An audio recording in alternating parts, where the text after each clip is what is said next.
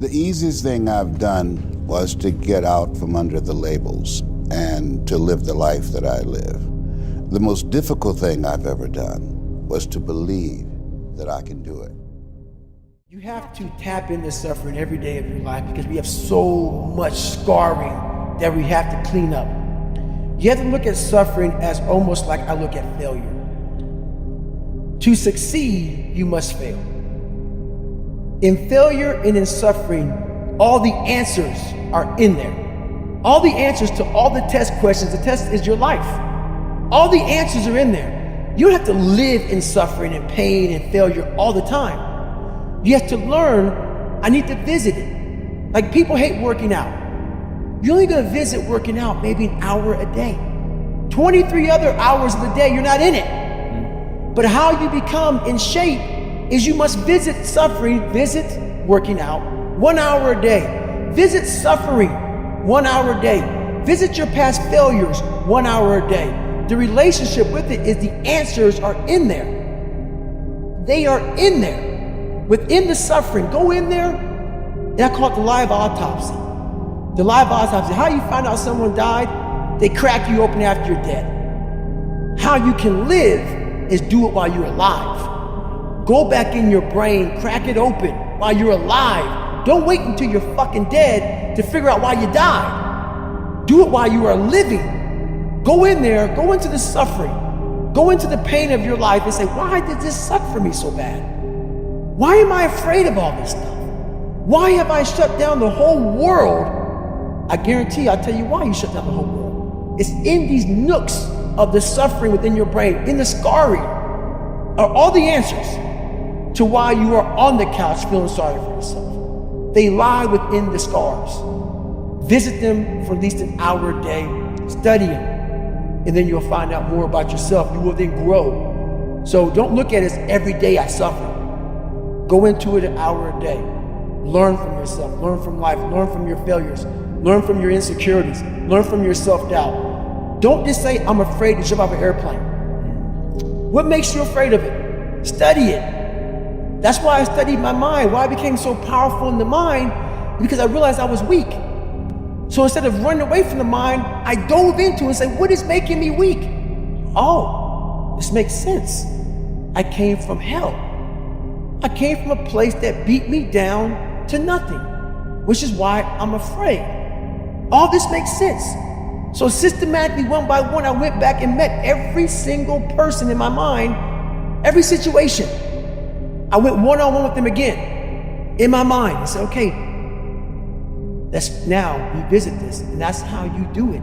That's how it works. You live in a dominant culture that is designed to destroy your sense of self and your belief in yourself. And you have to learn ways in which you can begin to connect with this power that you have within yourself to handle where you are. The key is to be constantly in a perpetual process of discovering the truth of who you are and fighting constantly to look for ways in which you can escape the inner conversation.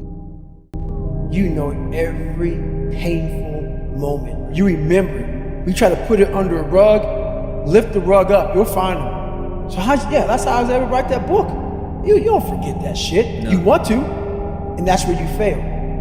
By trying to forget it. That's where you fail. That's where there's no growth. Let's just move forward from all this.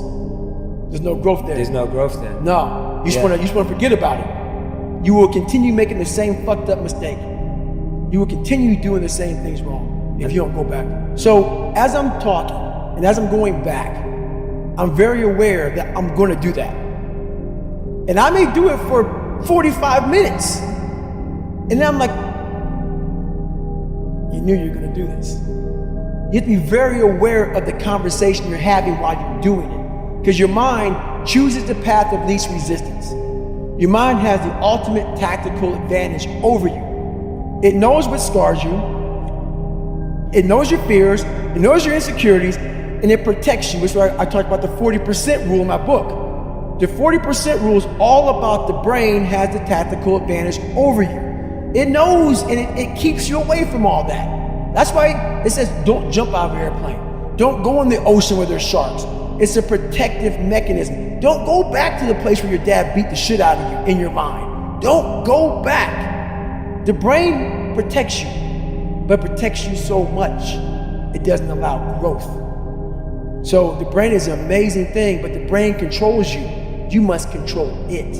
You must take power over your own mind, or your mind will guide you into all the soft places that your brain wants to live in. Life is going to beat up on you in so many ways, and many things, they come back. Negative thoughts and how you feel about yourself, they don't die. They come back once you stop doing the maintenance work on your mind. So there's so many things you can do to get outside your own head to then allow your body to just be like, hey, we're just a machine. But you have to let your mind be able to process all these different tactics to do that. Take a different vantage point in life. When you are in the hell, you can't see the beauty of being in it when you're in it. Get on top of that mountaintop in your mind. Get on top of that mountaintop and look down at what you're doing. You can see a whole different world, and that world is beautiful, but you gotta get a different vantage point. In the suck.